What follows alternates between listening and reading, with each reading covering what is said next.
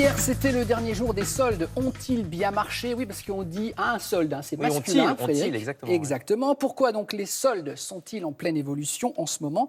Et la question du gaspillage aussi, Frédéric, tout cela dans votre Actu Plus. Bonjour, jeune homme. Bonjour, jeune homme. Mais oui.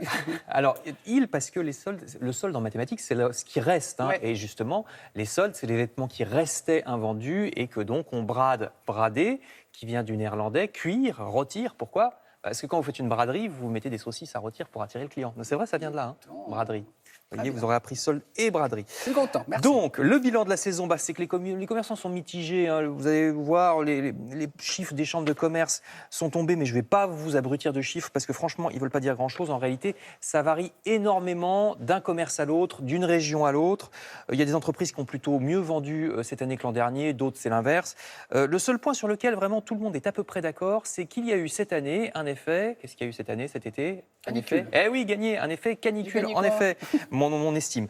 Ah, Parce que pour les petits commerces du centre-ville, c'est vrai que les gens n'allaient pas dans les centres-villes, il faisait trop chaud, on s'enfermait chez soi. Mais attention, pour les centres commerciaux, comme les centres commerciaux sont climatisés, l'effet canicule était dans l'autre sens. Oui. Donc vous voyez, il y a vraiment eu du plus et du moins dans tous les cas. Alors ça, c'est le premier point. Le deuxième point, ça aussi, c'est une remontée que font les chambres de commerce et d'industrie, c'est que les soldes sont illisibles.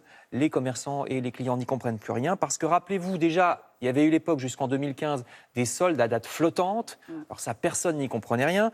Et puis maintenant, il y a tellement d'opérations de rabais, même en dehors des soldes, les French Day, le Black Ceci, etc., dans la vraie vie ou encore plus sur Internet, que les clients auraient donc moins tendance à se ruer fébrilement dans les magasins le jour des soldes parce que c'est un peu banalisé. 56%, pas moins de 56% des Français estiment que les soldes ne servent à rien, selon un sondage de l'Institut français de la mode.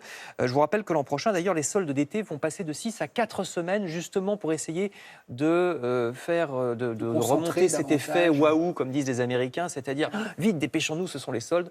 Est-ce que ça suffira? On verra.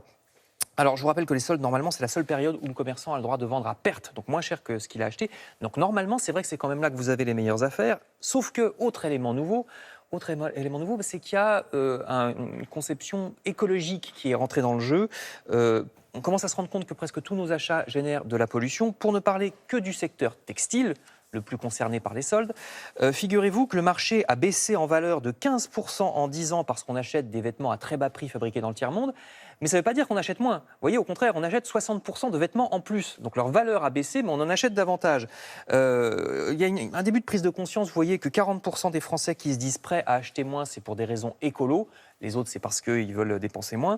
Seulement, rendez-vous compte que dans chaque famille, en moyenne, en France, 114 € de vêtements n'ont jamais été portés. On a dans nos placards 114 € de vêtements pas portés, ne serait-ce qu'une seule fois. Or, le textile, c'est 20% de la pollution des eaux et autant de pollution, vous le voyez, que le trafic aérien et le trafic maritime mondiaux réunis.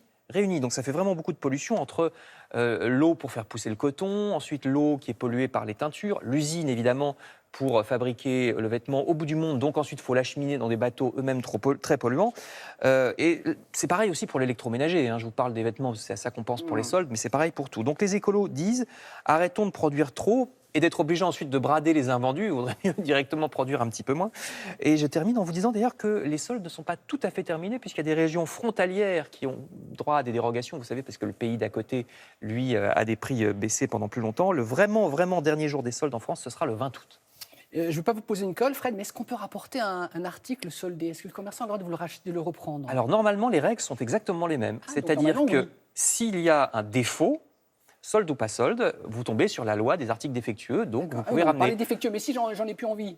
C'est la politique que le commerçant a le choix d'appliquer, puisqu'il reprend plus ou moins facilement hors solde, il fait pareil, en général moins facilement pendant les soldes. Vous direz c'était les matins qu'il l'a dit. Mais s'il y a un défaut, la loi est la même. S'il y a un vice caché, tout ça reste valable. Vous êtes béton sur les soldes. Hein.